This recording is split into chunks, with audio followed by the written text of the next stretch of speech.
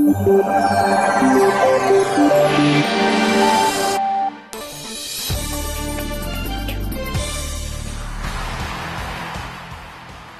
Astra GTC sees Opel launching a new three-door version of its popular Astra model.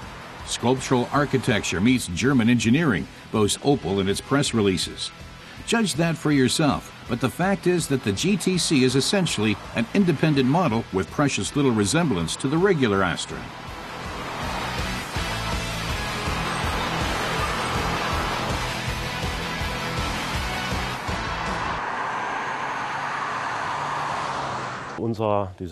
Opel's Beat Finkbeiner explains how the design chief Mark Adams wanted to see the carmaker's design philosophy realized as dramatically as possible.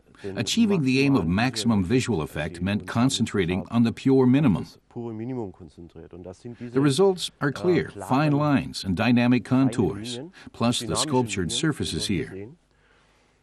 The C-pillar was pushed inwards, and the entire shoulder here falls downward like a cascade. The widest point is really the wheel. The car crouches on the road, like a sprinter about to dash off.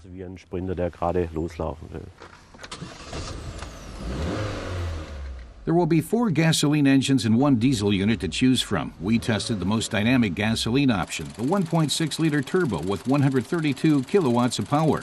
The fastest GTC in the range has a top speed of 220 kilometers per hour and powers from 0 to 100 in 8.3 seconds. Official fuel consumption is 7.2 liters for 100 kilometers. But as it's always tempting to step on the gas, you can easily find yourself using an extra 2 liters. The GTC's Sporty Performance is thanks to high-performance struts on the front axle, seen previously in the Insignia's flagship OPC model. The result is enhanced handling and more responsive steering. In addition, the driver can switch between suspension options at the touch of a button. The Sport mode stores your personal settings.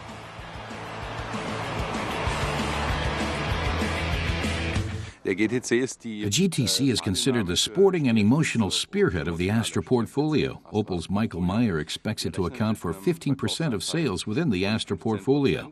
In Germany, the company sold 400,000 units of the previous version. The target group in Germany comprises 40% women and 60% men. There are 2 target groups. There are those younger adults who have yet to start a family and tend to drive cars like the Astra Sports Tourer or Safira Tourer.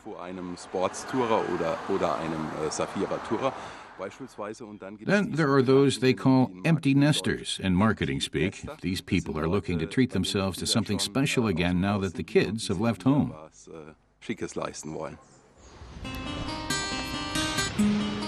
There's a trapezoid grille, eagle-eye headlamps, and wing-shaped daytime running lights, plus the classic Opel center-line crease down the hood. That's the front. The roofline sweeps to the back via a rear edge spoiler.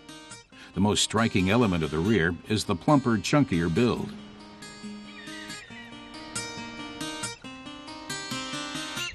The trunk opens by pushing on the badge.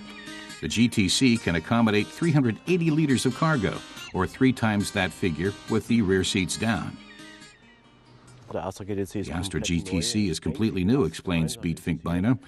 The only common elements are the housing for the wing mirror, the handles, and the shark fin aerial on the roof. The interior also has new features. Except for the instrument panel, the console is the same, but the rest is all new.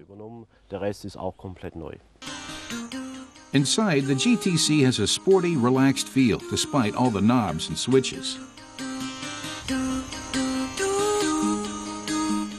The lighting effects are subtle and soothing. The seats are sporty and easy on the back.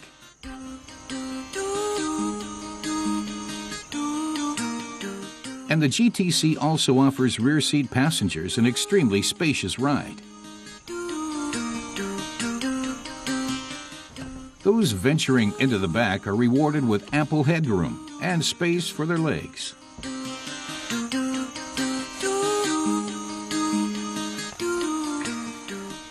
the 27 European markets the car will be available in, Opel's Michael Meyer says the most important are Germany, Britain, and Russia. They're also planning to export outside Europe to Australia, South Africa, and other markets, wherever this car fits in. Südafrika, andere Märkte. Da sind wir noch dran, wo überall dieses Auto ins Portfolio passt.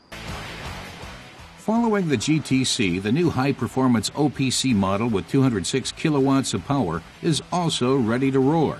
It will have its official premiere at the 2012 Geneva Motor Show and then hit the streets.